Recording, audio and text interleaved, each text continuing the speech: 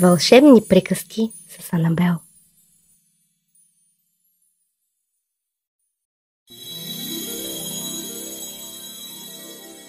Пепеляшка.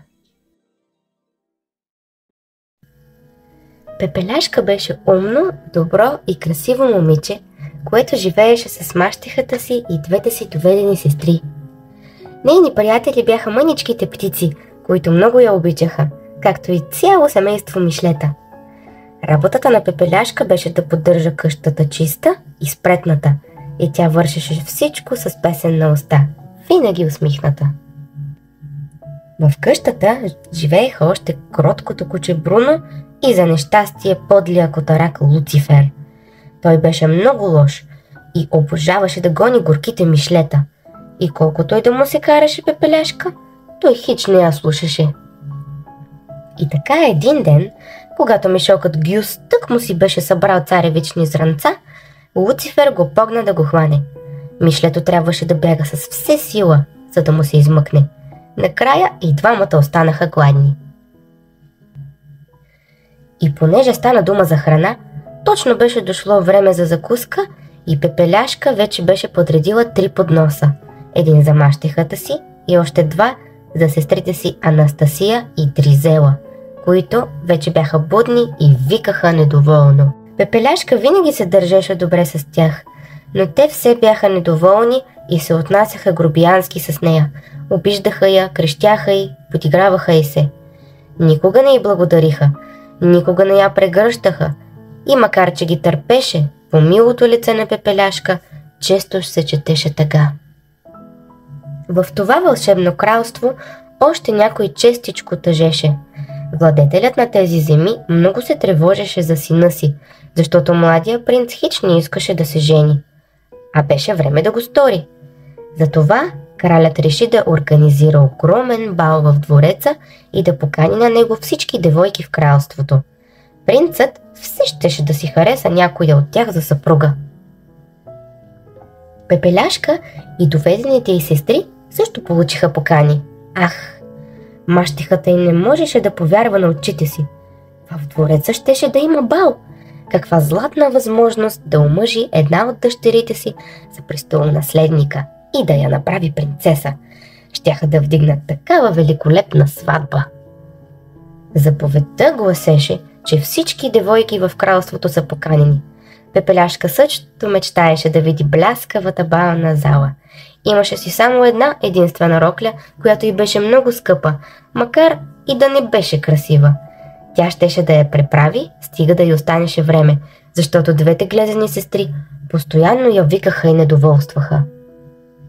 Мащехата й обаче изобщо не искаше принцът да среща Пепеляшка и затова я натовари с още повече работа, с готвене, пране и гладене. А едва когато приключеше с всичките задължения, можеше да преправи роклята си.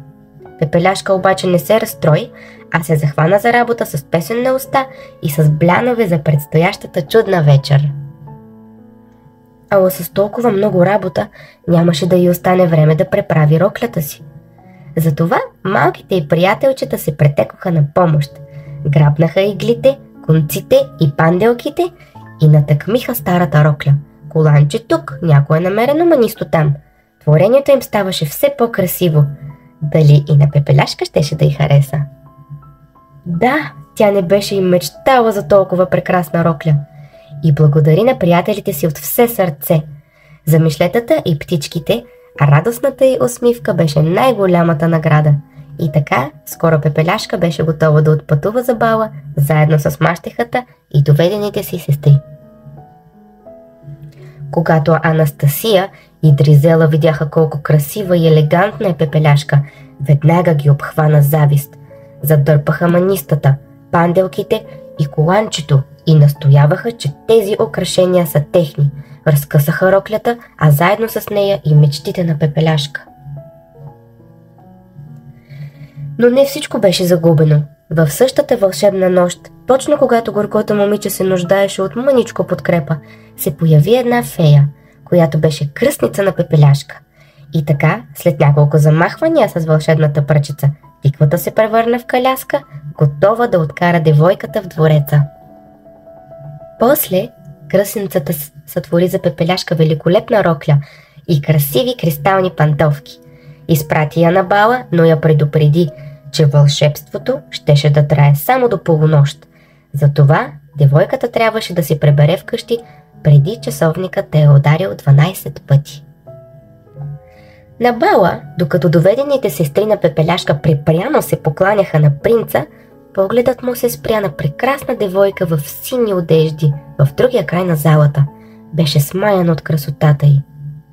Без да знае, че това е Пепеляшка, той припознава в нея момичето на мечтите си. Беше любов от пръв поглед. Момичето не можеше да свали очите си от принца и сърцето й топтеше забързано. Той й подаде ръка и я покани на танц пред изумените погледи на гостите.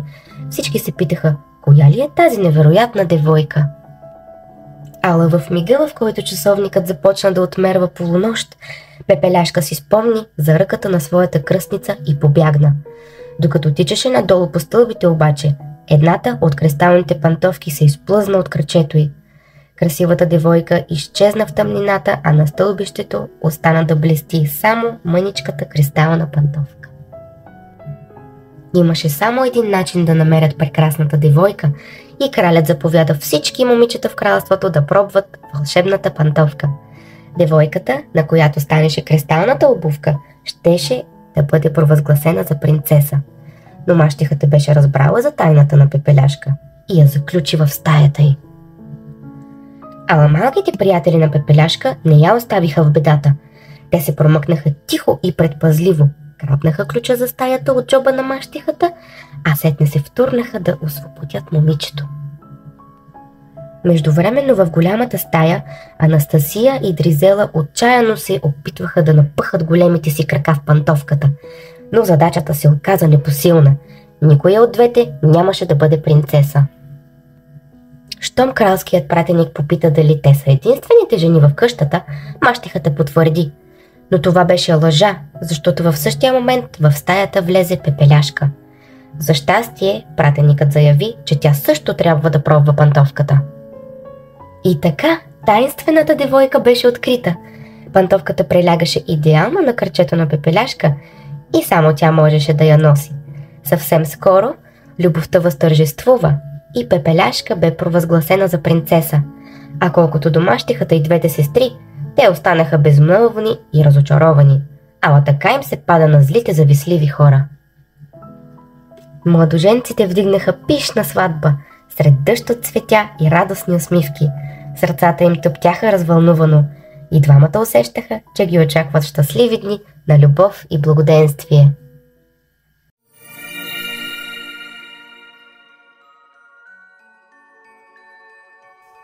Това беше приказката за днес. А сега спинка и спокойно, защото каква ли приказка съм ти приготвила за утре. Лека нощ!